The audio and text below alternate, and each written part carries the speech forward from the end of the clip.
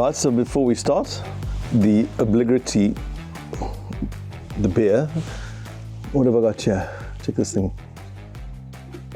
Hobgoblin Gold. That looks. I don't know what I'm buying, but I'm just going to like a bottle store and buying things with fancy logos. I thought this was quite cool. I love it. It's like straight out of what's it, Harry Potter and all of those guys. Yeah, I guess.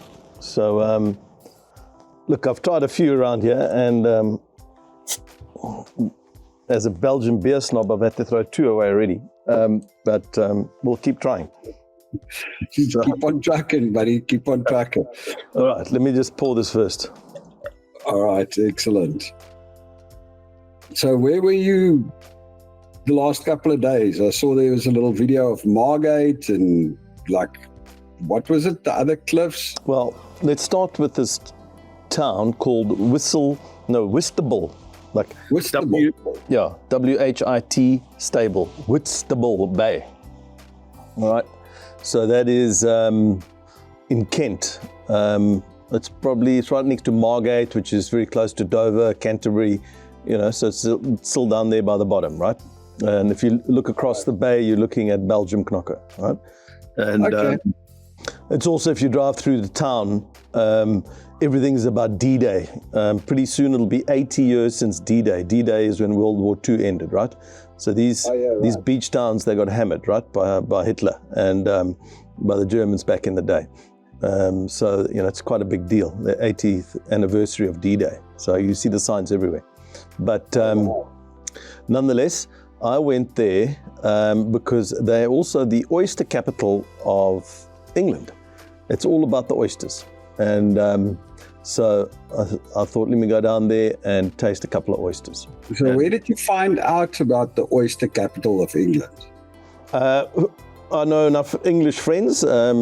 So you have Jackie. Do you remember Jackie from 30, 40 years ago in Cape Town? Well, she lives here and knows the coastline and said, right, you need to go to Whitstable. All right. And so I'm taking her advice. So I just took some beautiful photographs with my favorite camera, the Samsung Fold. Oh, yeah. I'm in love with this thing. Really? Yeah, this is the best camera ever. And yeah, let's go through some of these photos and I'll tell you a couple of stories. Oh, cool, man. Show me some of the pics. All right, so thought I'll start here with the Whitstable Bay lager, which I'm afraid I didn't try because I got there in the morning and I just couldn't stomach a beer, so I decided not to have it, unfortunately. But what I did have is immediately the oysters.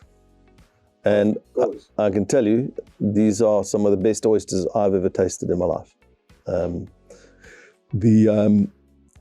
Now, these guys have been selling oysters for 2,000 years. That's how long this town's been selling oysters.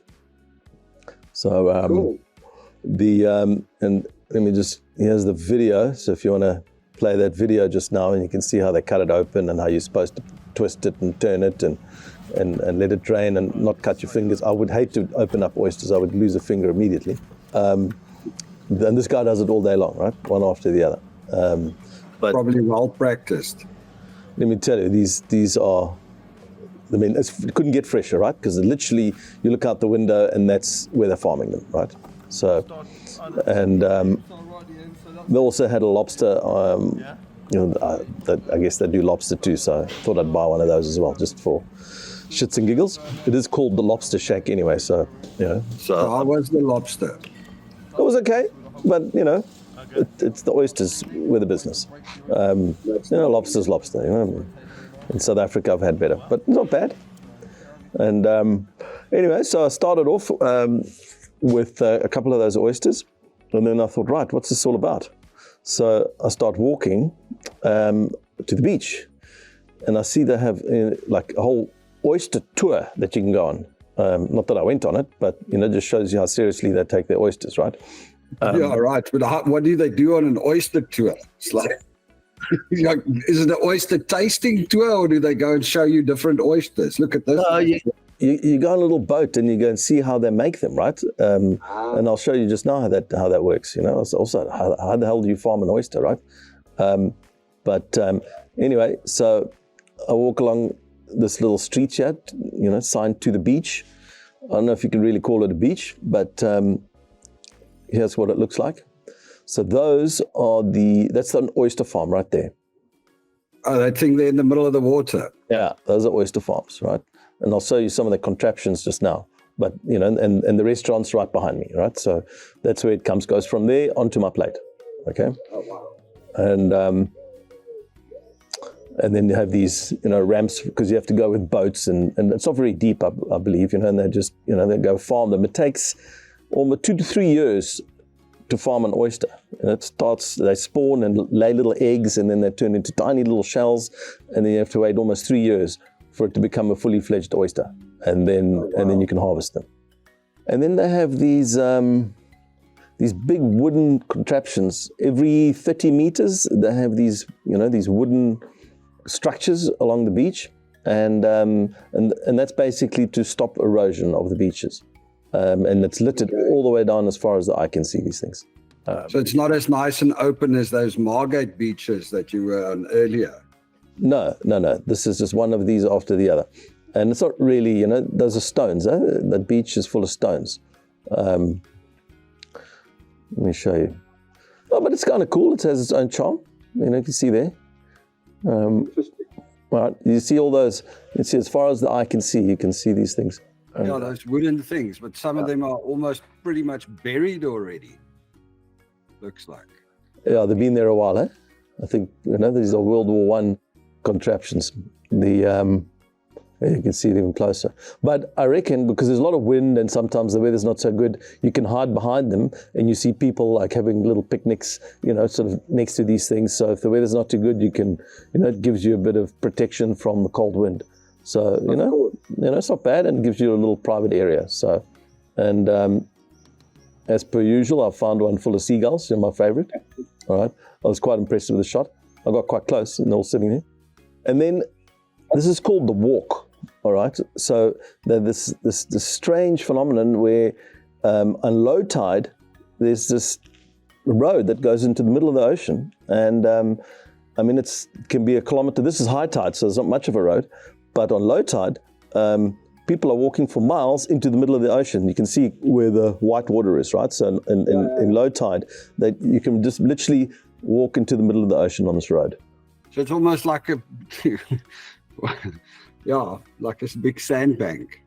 Yeah, big sandbank, but it goes on, you know, for a couple of miles. So people love doing that walk. So it's pretty cool. Quite unique. And you see those white things are actually oysters. Let me show you. So half the beach is covered with empty oysters. So people have been chucking their oyster shells there for like 2,000 years.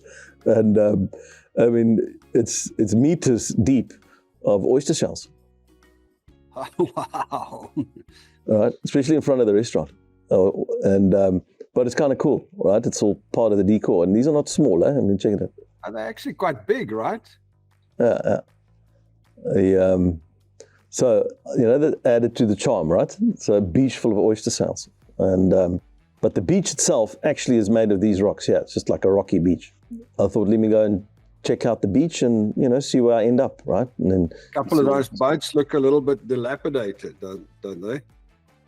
Yeah, I mean, I guess that's what they use to go fetch oysters, right? You know, they pile those up, and it's not allowed to be too deep. These oysters, I think they grow in like, you know, knee-deep water or a little bit deeper, you know, so just got to chug along with that and then hoist all these buckets of oysters onto these like pontoon-looking boats, right? Cool. All right, there's this old, you know, with the name. And I always call it Whitstable, but it's not. It's what?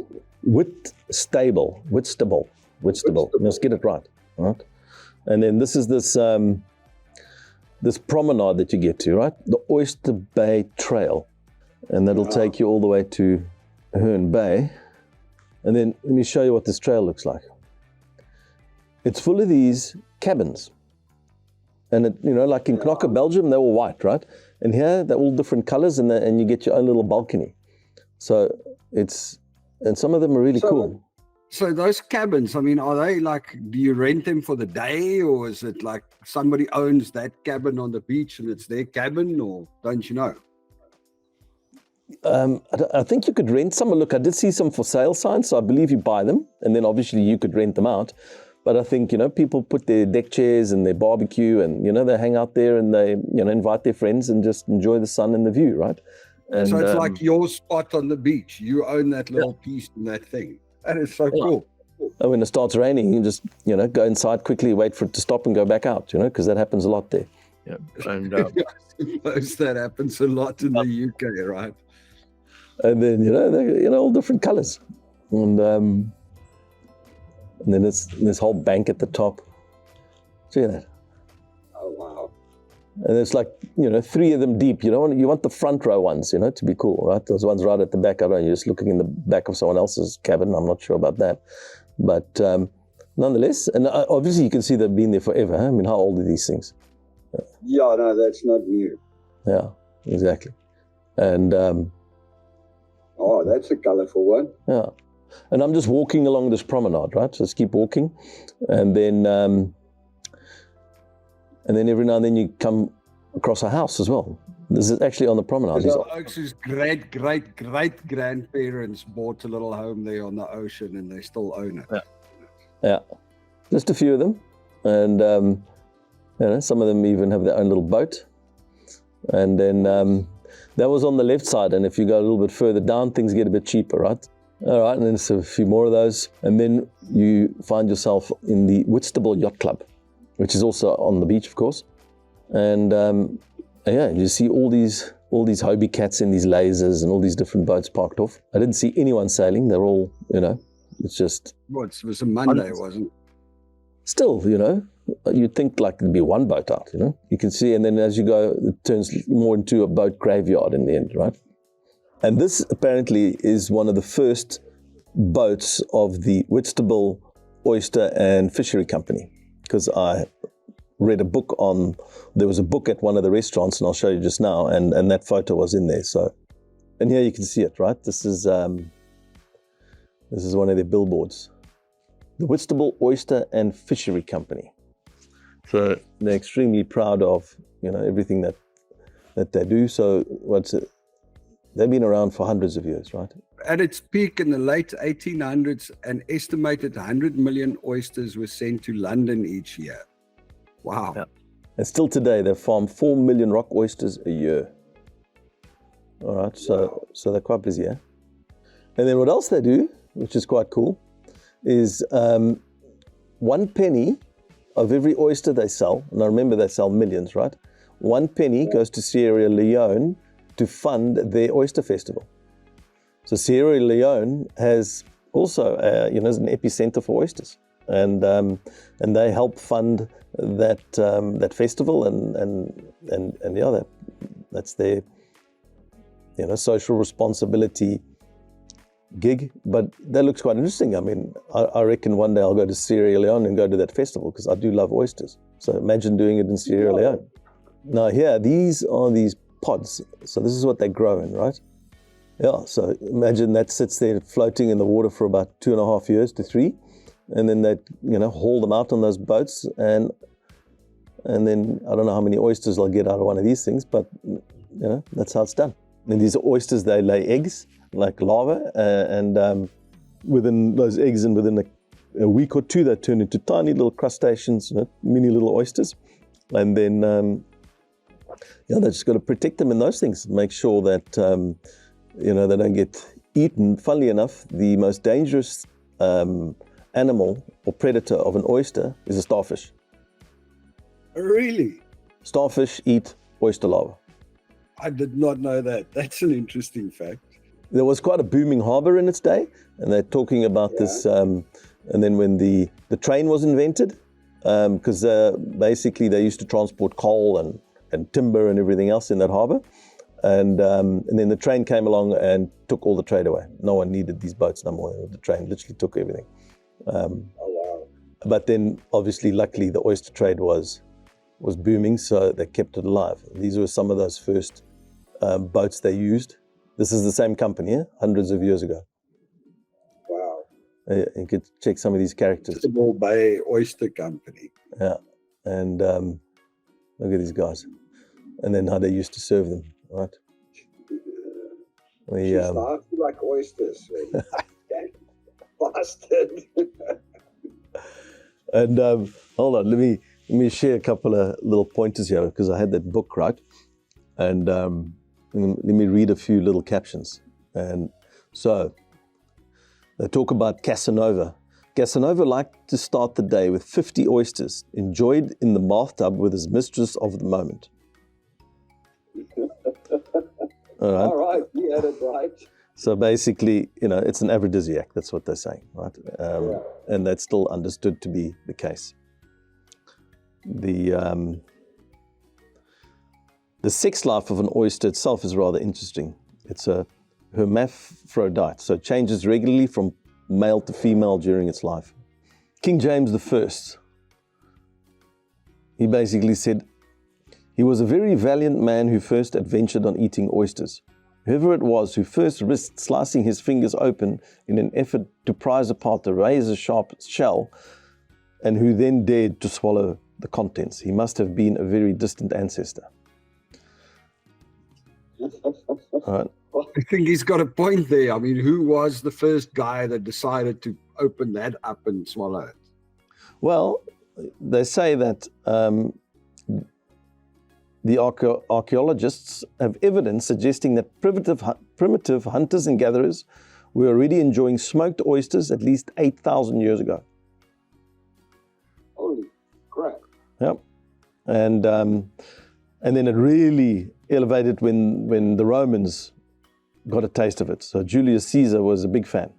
He would bring his slaves over and eat. Yeah, he was one of their best customers. He didn't like the Brits very much, but he did say they have one thing going for them, and that's their oysters.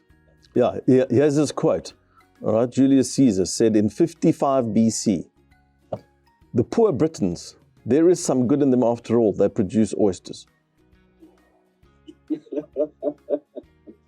That's what he said. All right. All right. All right, the show is also supposed to talk about innovation, right? So, Whitstable is where they invented the deep sea diving suit. In 1830, a man in Whitstable invented the deep sea diving suit. Oh, wow. All right. Obviously, to go down and get those oysters. So they got that going for them as well. All right, so then basically we move on to this harbor, right? This cute little harbor. And these are more for fishing. I think some of them for lobster. And then some just like funky tourist boats, like this one. Not sure. It's quite a famous boat. It's got this wooden hull. Not sure what you do in there. It's probably to protect you from the rain. But the more interesting boat were these ones here. So this, inside there are cockles. Now cockles are sea snails, right? And this is the boat, right? And you see there at the bottom. And these things suck the sea snails from the bottom of the ocean floor. So I don't know how they get to just suck the snails and not all the rest, and it can't be easy. All right. And these are these huge, snails, and they sell them there as well. And there's a place there that obviously is no fish and chips, only cockles. But the Brits don't eat them. They import them all to Spain. Okay, yeah, because I wanted to say I don't know about a cockle, man. Well, doesn't sound healthy. Yeah, and you can buy them wholesale there. You can even buy oysters at like a pound or whatever it is, and a cockle for a hand. I don't know what it is, but in the restaurant I paid £2.50 for an oyster. And there you go. Yeah. £2.50 per oyster. No, I think it was that. Was it £2 or £1.50? Wow. Well, It doesn't. £1.50. Yeah.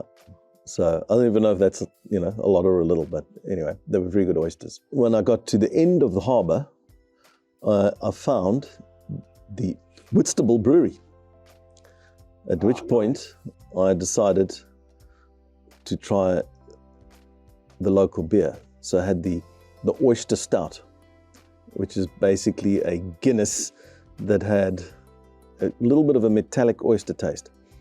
It wasn't very nice. I took 2 sips and had to put it down, but it had to be tried. So and then I ventured onto the kitchen, and there you can see all the stats. They give you all the stats of an oyster. Yeah. There we go. Our farm produces 3.5 million oysters per year for own use, restaurants, or exports to France. Now, that's interesting, because my father often goes to Paris and he boasts about how amazing the oysters are.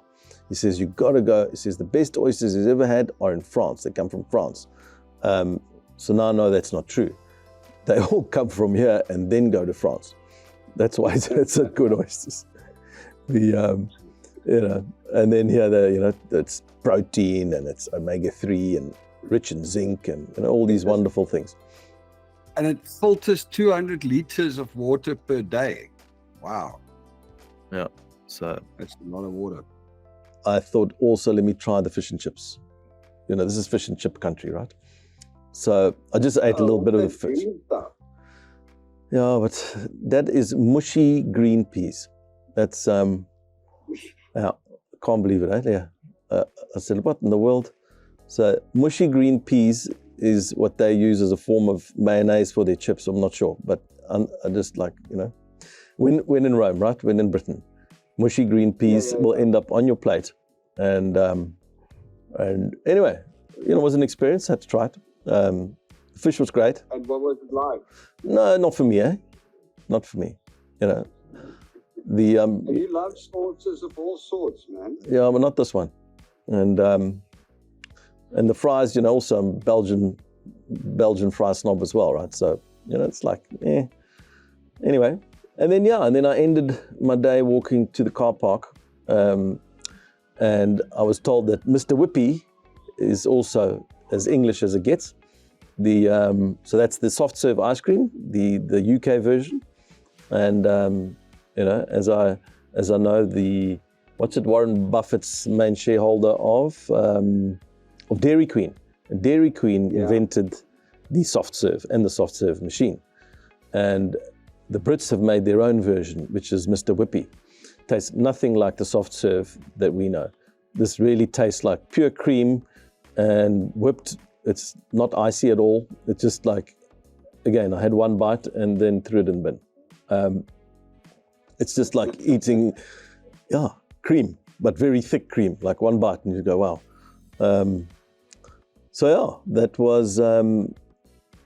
That was my day in Whitstable. So it was interesting. I'm glad I went. Cool, man. So now you know a little bit about that. Well, indeed, until now, I didn't even know Whitstable existed. So thank you for that. You're actually being a bit of I don't know if you're a good friend, because you're showing me all these places and now I want to go there and check it out and try the oysters. And this goblin beer is actually not bad. I've already thrown 3 beers away over the last few days, but this one's a keeper. And then you'll see, I'll be making my way along a few more coastal towns. All right, bud? I enjoyed it. Thanks. All right.